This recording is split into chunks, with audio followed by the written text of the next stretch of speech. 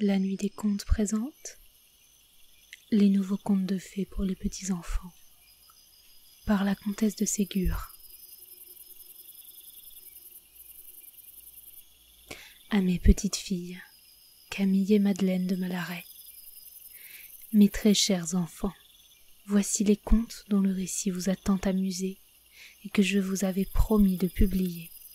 En les lisant, chères petites, pensez à votre vieille grand-mère, qui pour vous plaire est sortie de son obscurité et a livré à la censure du public le nom de la comtesse de Ségur, née Rostopchine. Histoire de Blondine, de Bonnebiche et de Beauminon. Chapitre 1er. Blondine. Il y avait un roi qui s'appelait Bénin. Tout le monde l'aimait parce qu'il était bon. Les méchants le craignaient parce qu'il était juste. Sa femme, la reine Doucette, était aussi bonne que lui. Ils avaient une petite princesse qui s'appelait Blondine à cause de ses magnifiques cheveux blonds et qui était bonne et charmante comme son papa le roi et comme sa maman la reine. Malheureusement, la reine mourut peu de mois après la naissance de Blondine, et le roi pleura beaucoup et longtemps. Blondine était trop petite pour comprendre que sa maman était morte. Elle ne pleura donc pas et continua à rire, à jouer, à téter et à dormir paisiblement. Le roi aimait tendrement Blondine, et Blondine aimait le roi plus que personne au monde. Le roi lui donnait les plus beaux joujoux, les meilleurs bonbons, les plus délicieux fruits. Blondine était très heureuse.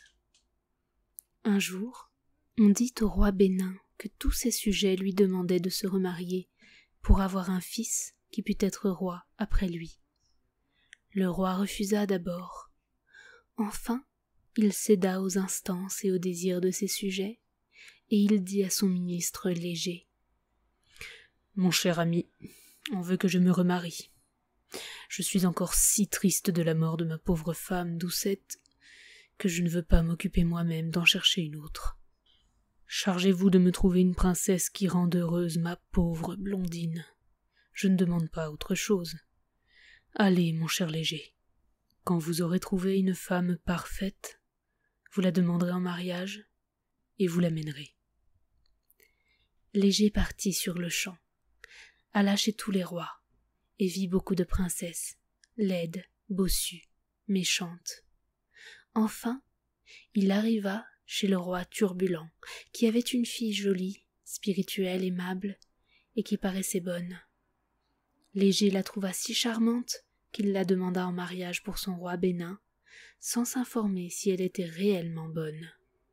Turbulent, enchanté de se débarrasser de sa fille, qui avait un caractère méchant, jaloux et orgueilleux, et qui d'ailleurs le gênait pour ses voyages, ses chasses, ses courses continuelles, la donna tout de suite à Léger, pour qu'il l'emmenât avec lui dans le royaume du roi Bénin.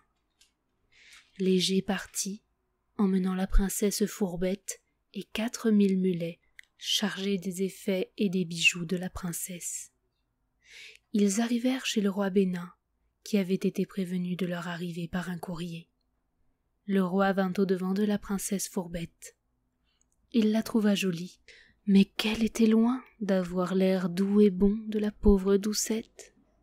Quand Fourbette vit Blondine, elle la regarda avec des yeux si méchants que la pauvre Blondine, qui avait déjà 3 ans, eut peur et se mit à pleurer.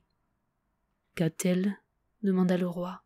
« Pourquoi ma douce et sage Blondine pleure-t-elle comme un enfant méchant ?»« Papa, cher papa, » s'écria Blondine en se cachant dans les bras du roi.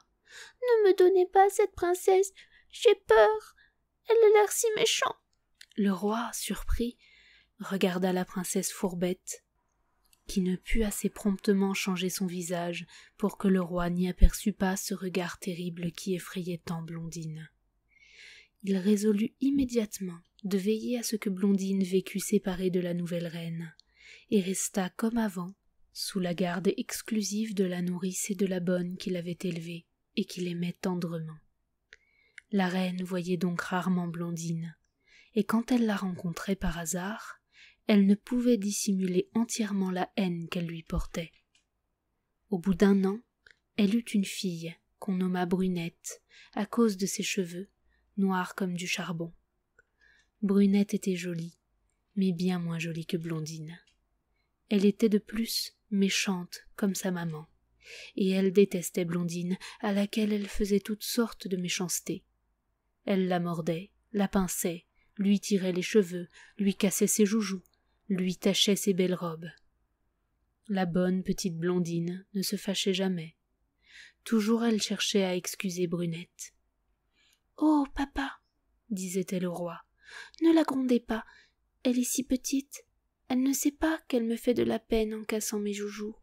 C'est pour jouer qu'elle me mord, c'est pour s'amuser qu'elle me tire les cheveux, etc. » Le roi Bénin embrassait sa fille Blondine et ne disait rien, mais il voyait bien que Brunette faisait tout cela par méchanceté, et que Blondine l'excusait par bonté.